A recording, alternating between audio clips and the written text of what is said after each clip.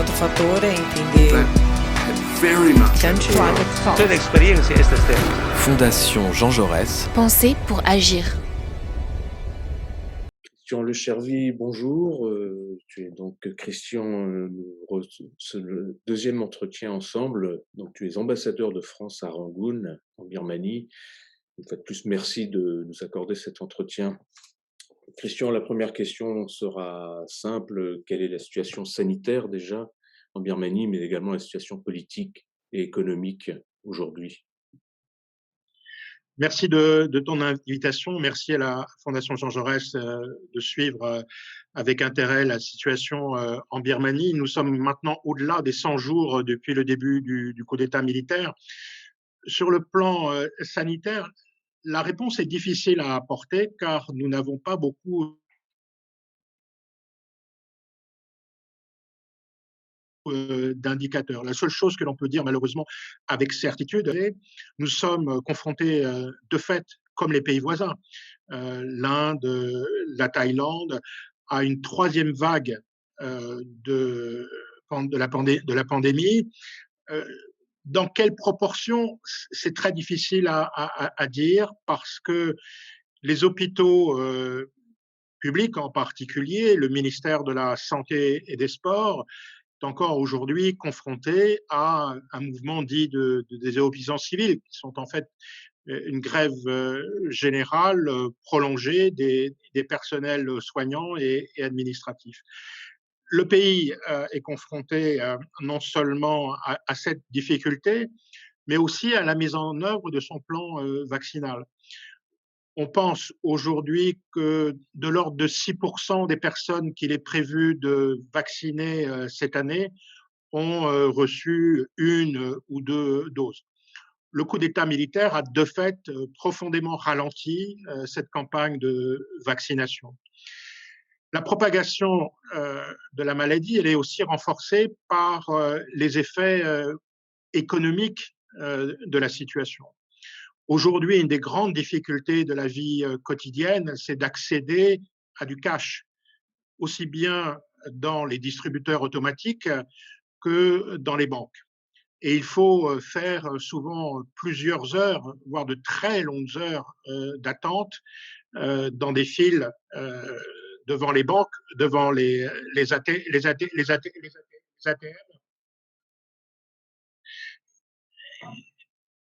Excuse-moi, un coup de téléphone.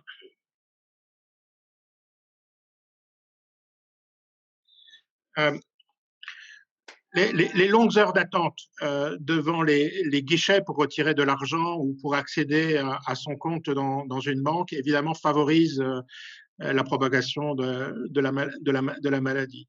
Ensuite, au quotidien, en réalité, les mesures de précaution se sont peu à peu affaiblies. Et même si les autorités militaires proclament haut et fort que leur priorité est la lutte contre la Covid, dans la pratique, cela ne pèse pas sur le fonctionnement de la société. Donc, c'est un sujet de grande préoccupation sur le moyen et le long terme. Nous allons entrer dans quelques jours dans la phase des pluies de mousson et nous savons par expérience que cette période humide est aussi un facteur de propagation de différentes maladies, de la grippe saisonnière, de la dengue, bref, un certain nombre de maladies où les symptômes sont très proches de celles de la Covid. Et donc, le distinguo va être difficile à faire encore plus cette année qu'en 2020. D'accord, merci Christian. Et concernant la situation politique, où en sommes-nous et quels sont les rapports de force entre les différents acteurs politiques, la junte, le CRPH, là, qui est un peu on va dire le parlement fantôme, entre guillemets, les groupes ethniques armés, enfin voilà, où en sommes-nous en termes de manifestations? Tu parlais du mouvement civique de désobéissance civile, enfin voilà. Le mouvement de désobéissance civile, il reste massif à l'intérieur de l'appareil de l'État. Le ministère de l'Éducation, nous sommes pourtant à une période de reprise des classes. La rentrée 2021-2022 s'effectue en ce moment. C'est le cas dans les universités. Dans quelques jours, début juin, ce sera le cas aussi des établissements primaires et secondaires. Et dans ces établissements scolaires, La grève est encore massive. Problème supplémentaire, l'appareil de l'État tenu par les militaires licencie par centaines, si ce n'est par milliers, les fonctionnaires enseignants ou de soutien. Or, ces personnels ne sont pas substituables du jour au lendemain. C'est la même chose au ministère de la Santé, où les mises à pied se comptent là aussi par milliers, non seulement dans des grandes villes comme Mandalay ou Rangoon, mais aussi dans la plupart des grandes villes de province, ce qui va affecter évidemment durablement le système de soins publics. Alors, face à ça, le gouvernement parallèle, le gouvernement dit d'unité nationale, cherche à répondre, à mettre en place au fond une sorte d'administration parallèle, d'apporter des soutiens financiers aux fonctionnaires en grève, et puis poursuit ses efforts pour être reconnu sur la scène internationale. Il n'y a pas de reconnaissance au sens diplomatique, mais force est de constater que ce gouvernement, d'abord, s'est élargi, il a de nouveaux membres, avec des personnalités de la société civile ou de partis ethniques connus, et il dialogue de plus en plus avec un certain nombre de partenaires en Asie, en Amérique du Nord, et bien évidemment également en Europe. Là où la situation devient, je dirais, à nouveau extrêmement préoccupante, c'est en matière de sécurité. Des groupes d'autodéfense ont fait leur apparition. Les affrontements sont quotidiens avec les forces armées, parfois avec des combats d'une rare intensité et violence, comme on l'a vu à la fin de l'année semaine dernière et ce week-end à Mindat, dans l'État de Chine, donc dans cet État qui est frontalier de l'Inde, où les affrontements ont conduit l'armée à utiliser l'artillerie, des avions faisant des attaques air-sol sur une ville relativement peuplée, entraînant la fuite de plusieurs centaines de personnes vers les montagnes et la jungle environnante. Donc on assiste du côté des forces de l'ordre, que ce soit la police ou de l'armée, toujours à cet usage disproportionné de la force, y compris en utilisant des armements lourds. Du côté des groupes d'autodéfense, on est entré dans des phases de harcèlement, des attaques de convois, des attaques sur des postes de police, des attaques sur des lieux symboliques de l'appareil de sécurité et de l'armée, comme la direction des affaires générales, comme les banques qui peuvent appartenir aux conglomérats militaires. Et ces attaques conduisent aussi à l'emploi d'engins explosifs. Nous ne sommes probablement pas les seuls à user de cela, mais évidemment, cela nourrit dans l'opinion une peur du quotidien, parce qu'évidemment, on peut se retrouver dans des lieux, je dirais, mis en danger sans véritablement en avoir conscience. Donc ça, c'est un phénomène préoccupant, nouveau, et qui traduit, je dirais, la détermination de chacun de recourir à la force pour, je dirais, s'imposer. Mais il est clair, et c'est ce que le ministre du G7 ont rappelé, que l'armée, la police, sont ceux qui conduisent la politique d'escalade. Et donc, il leur appartient, je dirais, de renoncer à cet usage disproportionné de la force, qui conduit, on l'a encore vu il y a quelques heures à Mindat, avec des effets sur des civils, sur des enfants. Une petite fille est entre la vie et la mort. À l'heure où nous parlons, elle n'a que 7 ans. Elle a été touchée d'une balle dans la nuque. Donc, il y a une responsabilité de l'armée à mettre fin à ces violences et d'engager un processus de sortie de crise. La répression, elle se mesure aussi non seulement au travers du nombre de morts. On a dépassé maintenant le chiffre des 800, on a dépassé les 4000 personnes emprisonnées, mais on observe de plus en plus, je dirais, des procédures judiciaires qui sont assorties de peines extrêmement lourdes, y compris par des tribunaux militaires mettant comme peine la peine capitale. Donc, il faut bien voir que la justice aujourd'hui est de plus en plus mobilisée dans la politique de répression vis-à-vis des artistes, vis-à-vis des intellectuels, vis-à-vis des mouvements de jeunes, bref, vis-à-vis de l'ensemble de la société. Tu décris quand même une situation politique qui, en aucun cas, ne s'améliore, bien au contraire. Sur le plan économique, les conséquences actuelles et prévisibles à court et moyen terme, et sociales, conséquences économiques et donc les conséquences. Oui, et bon, les chiffres avancés par les institutions financières internationales laissent apparaître un pays qui entre dans la récession, probablement avec un taux de croissance négatif autour de 10% sur l'année budgétaire en cours. Mais ce qui est préoccupant, c'est qu'on voit aussi une dégradation sur la perception de l'avenir. En janvier, vous aviez à peu près 60% des entreprises qui envisageaient d'investir plus en Birmanie, soit des sociétés birmanes ou des sociétés étrangères. À l'heure où nous parlons, elles ne sont plus que 7%. Donc, c'est l'espoir dans l'avenir qui est aujourd'hui remis en cause. Conséquence, l'emploi se dégrade à peu près dans tous les secteurs de l'économie. Alors, on peut retourner au travail après une longue période de grève, mais l'emploi n'est plus au rendez-vous.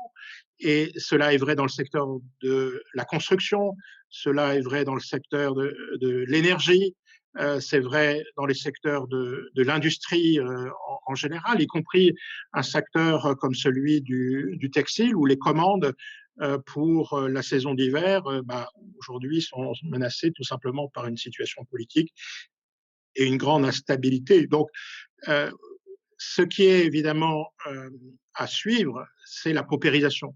La paupérisation d'un nombre croissant de Birmans. Des derniers sondages qui ont été faits en monde rural et en monde urbain montrent aujourd'hui qu'à peu près un quart des familles ayant des enfants sautent un repas ou réduisent les portions qui sont servies à table.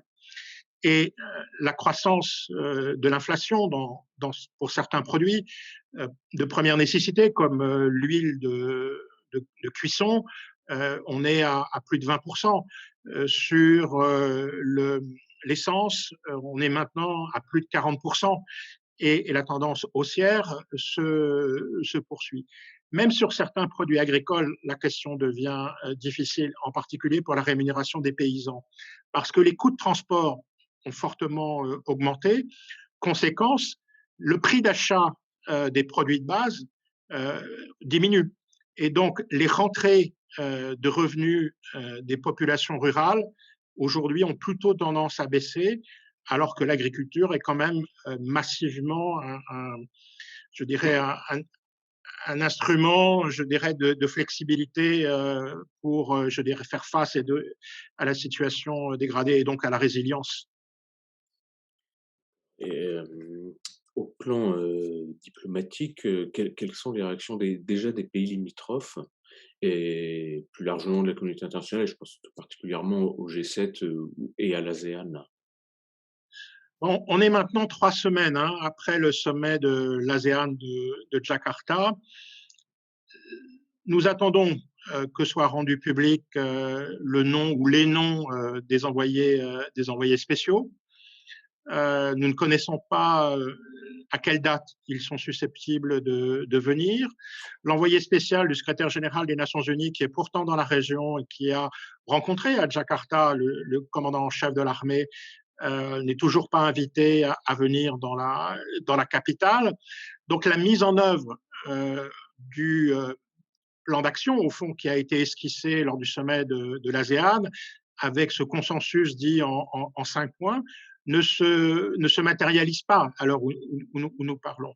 Et vendredi dernier, le porte-parole de l'armée, lors de sa conférence hebdomadaire, a rappelé, que les militaires posent toujours, au fond, 3 conditions à la venue de ces envoyés spéciaux et à une action de la communauté internationale, en disant, certes, nous accueillons favorablement les suggestions qui sont faites, mais la venue des émissaires doit se faire une fois que la situation sera stabilisée dans le pays. Or, nous voyons avec ce qui s'est déroulé dans la région de l'État de Chine, les combats qui se déroulent dans l'État Shan, les combats qui se déroulent dans l'État Kachin, les combats qui se déroulent dans l'État Kayin, qu'on est très loin de la stabilité, a fortiori si on prend en compte les dizaines d'attentats ou tentatives d'attentats qui ont été évoqués ces derniers jours. Donc, il y a là un frein à la mise en œuvre de l'action de l'ASEAN. Et puis, il y avait une dernière condition qui avait été énoncée après le sommet par les autorités militaires, c'est que l'action de l'ASEAN et par là même de la communauté internationale devait entrer dans le plan en 5 points développé par les autorités dans la mise en œuvre de son action. Et avec un codicile sur le fait que ces suggestions ne devaient pas être contraires aux intérêts de la nation, sans qu'on sache dans le cas présent ce que cela signifie. Donc, nous sommes pas très avancés par rapport au sommet il y a maintenant un peu plus de 3 semaines. Et c'est la raison pour laquelle les pays du G7 et des ministres des Affaires étrangères qui se sont retrouvés à Londres il y a tout juste une semaine ont rappelé leurs préoccupations. Ce que signifiait, par exemple, un dialogue inclusif avec les partis ethniques, avec le gouvernement d'unité nationale, avec le comité des représentants du Parlement, dont les deux d'ailleurs sont déclarés comme étant des organisations terroristes par les militaires, ce qui n'est pas un signe, je dirais, très engageant, vous en conviendrez. Donc, on est dans cette situation où nous nous rappelons depuis, nous sommes très constants sur ce point, nous rappelons les attentes d'une modalité de transition et surtout, à commencer par la libération inconditionnelle et immédiate des prisonniers d'opinion qui sont aujourd'hui nombreux et vont bien au-delà des personnalités les plus connues, commencer par le président de la République, Win Myint, ou la conseillère pour l'État, Aung San Suu Kyi. Donc, il y a là, je dirais, des attentes qui sont répétées, qui le sont encore à l'heure où nous parlons dans l'enceinte des Nations Unies, avec une résolution que les Européens ont parrainée, qui est à l'initiative de Liechtenstein, et qui rappelle aussi la nécessité de modérer ou cesser de livrer des armements aux autorités birmanes aujourd'hui, parce que malheureusement, elles utilisent ces équipements pour la répression intérieure. Et je vais t'interroger sur le positionnement de la Chine. Quel est-il? Il n'y a pas de grands changements récents. Probablement, la Chine continuera de parler avec l'ASEAN dans les semaines qui viennent, puisqu'il est prévu un sommet au cours du mois de juin. La Chine, aujourd'hui, est au Conseil de sécurité, le préside. Il y aura évidemment à suivre la mise en œuvre de l'action de l'ASEAN. Alors, ça dépendra un peu je dirais, de son rythme. Est-ce que ça pourra se tenir sous la présidence chinoise du Conseil de sécurité ou ultérieurement, au mois de juin? On verra sur ce point. Il y a par ailleurs un certain nombre d'entreprises chinoises qui poursuivent leur action ici, développent leurs affaires, signent des accords. Cela a été vu encore il y a quelques jours. Il est clair que ces actions ne contribuent pas forcément à la stabilité auquel nous aspirons tous, et surtout à un retour à la paix civile et de retrouver le chemin de la transition démocratique. Alors, dernière question, même si, Christian, ton analyse, évidemment, ne prête guère à l'optimisme, quelles sont les perspectives, d'après toi, envisageables pas à court terme, mais à moyen terme? On manque aujourd'hui, de la part des militaires, d'une volonté de conciliation.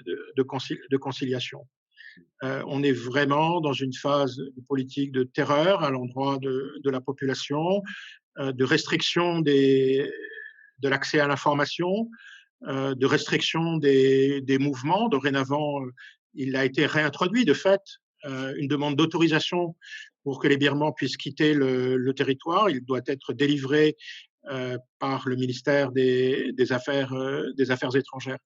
Donc, il ne pourra pas y avoir de solution politique si un acteur aussi important que l'armée, qui a pris le pouvoir de fait à partir du 1er février, ne bouge pas. La conséquence de cela, c'est que, évidemment, la communauté internationale, en tout cas une partie importante de celle-ci, entrera dans des sanctions progressives. Les Américains, les Canadiens, les Britanniques en ont annoncé de nouvelles le 17 mai. Les Européens, c'est de notoriété publique, travaillent également sur d'autres sanctions pouvant porter sur des personnes, pouvant porter sur des entreprises, des institutions économiques et financières. Malheureusement, on est dans cette phase-là et non pas sur le court terme, en tout cas, dans une perspective de recherche d'une solution qui devra prendre en compte tous les acteurs, le gouvernement d'unité nationale, le comité de représentants du Parlement, qui est quand même l'émanation du résultat des élections du 8 novembre, mais aussi les nouveaux acteurs qui apparaissent politiquement. Le mouvement des désobéissance civile étant peut-être l'un des plus neufs, même si le CRPH et les NUG sont des éléments qui sont nés de ces dernières semaines. Mais il y a la nécessité, je dirais, de prendre chacun, y compris évidemment avec les autorités de fait. Il n'y aura pas de solution sans les uns et sans les autres. Et donc ce que nous souhaitons, c'est que les contacts puissent être pris au niveau le plus approprié, c'est-à-dire nécessairement au plus haut niveau, et que tous les acteurs soient associés à ce processus. Aujourd'hui, le moins qu'on puisse dire, c'est qu'il y a du retard dans cette mise en œuvre. Bien, une fois encore, merci beaucoup, Christian, pour tes analyses et de nous avoir donné du temps. Écoute, bien, bonne continuation et à un prochain entretien d'ici peu, j'espère. Merci, en espérant que la situation se sera améliorée d'ici là, et que le sang n'aura pas plus coulé, ce qui est malheureusement pas forcément la perspective la plus plausible à l'heure où nous parlons. Merci en tout cas de l'attention de la Fondation Jean Jaurès et puis de ta disponibilité. Je t'en prie, c'est nous qui te remercions.